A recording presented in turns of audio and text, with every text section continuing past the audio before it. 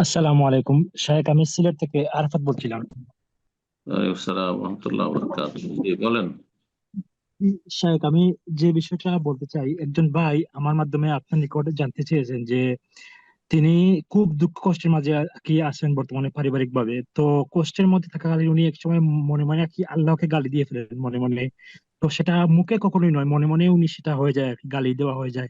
তো মুখে বলার আগেই তিনি সেটা থেকে সরে আসেন। এখন তিনি পেরেশানির মধ্যে আছেন, এটার কারণে কি কোনো কুফরি হবে নাকি কোনো সমস্যা হবে, না ইমামের কারণে যাবে? কুফরি যদিও হয় তো তার তওবার রাস্তা খোলা আছে না, নেই? হম। ধরেন একজন কুফরি কথা বলেছে বা কাফের হয়ে গেছে, তো তার সমাধান নেই। সমাধান হচ্ছে তওবা করে ফিরে আসা। তওবা করে নি, ওয়াসওয়াসা কেন? আমি বলছি যে আপনাদের ওয়াসওয়াসা আছে। হ্যাঁ, এই ওয়াসওয়াসা থেকে মুক্ত হইতে হবে। ওয়াসওয়াসা শয়তানের রাস্তা। শয়তানের রাস্তা, শয়তানকে সুযোগ দিচ্ছে। যেখানে আল্লাহ আবু জাহাল, আবু লাহাব, উতবা, সাইবা, রাবিয়াকে তওবার দাওয়াত দিয়েছেন। হ্যাঁ, যারা তৃতীয়বাদের মুশরিক তাদেরকে দাওয়াত দিয়েছেন। বহুত্ববাদী যারা তাদেরকে দাওয়াত দিয়েছেন। আফালা ইয়াতুবুনা ইলাল্লাহি ওয়া ইয়াস্তাগফিরুনা। জি। কুল্লিল্লাযিনা কাফারু, সমস্ত কাফেরকে আল্লাহ বলতে বলছেন, হে নবী বলে দাও কাফেরদেরকে যে ইয়ান্তাহু, এখনো যদি তারা বিরত হয়ে যায়, ক্ষান্ত হয়ে যায়, অন্যায় ছেড়ে দেয়, কুফরি ছেড়ে দেয়, শিরক ছেড়ে দেয়, তাহলে ইউগফার লাহুম মা কাদ সালাফ, অতীতে যা কিছু করে সব মাফ করে দেওয়া হবে। কোরআনের আয়াত এগুলো।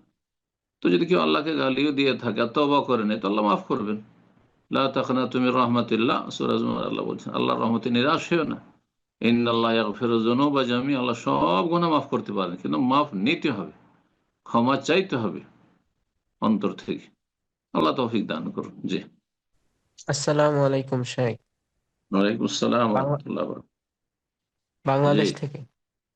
শেখ, বলেন প্রশ্ন প্রশ্ন। হলো, ইফতারের শেষে একটি দোয়া আছে, তো হুম। ওইটা আপনি এক জায়গায় বলেছেন যে কি জাহাবাজ দোয়া? জমাও।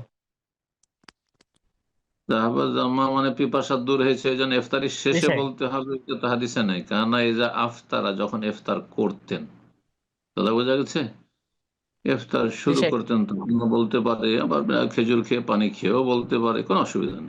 জি। বেতের এই নামাজ কত দোয়াটি রাকাত এক পড়তে জায়গায় হবে? এক বলেছেন যে রাকাত নাকি জাহাবাজ তিন জমাও। রাকাত? শরীয়তে অন্য এক একটা রাকাত বলে লেকচারে কোনো আপনি নামাজ বলেছেন নাই। যে জাহাবাজ বেতের জমা নামাজ হবে তিন উচ্চারণ। রাকাত। শেখ, জামা, হ্যাঁ, এই শুদ্ধ বিষয়টা জামা। ক্লিয়ার করবেন? জি জি, জাহাবাজ জামা এটাই শুদ্ধ। জি, ওইটা আগের হয়তো আলোচনা ছিল। জি। জামা মানে হচ্ছে পিপাসা। ঠিক আছে। জাহাবাজ জামা। জি। মদ নাই, কাসর আছে, হামজা। জি।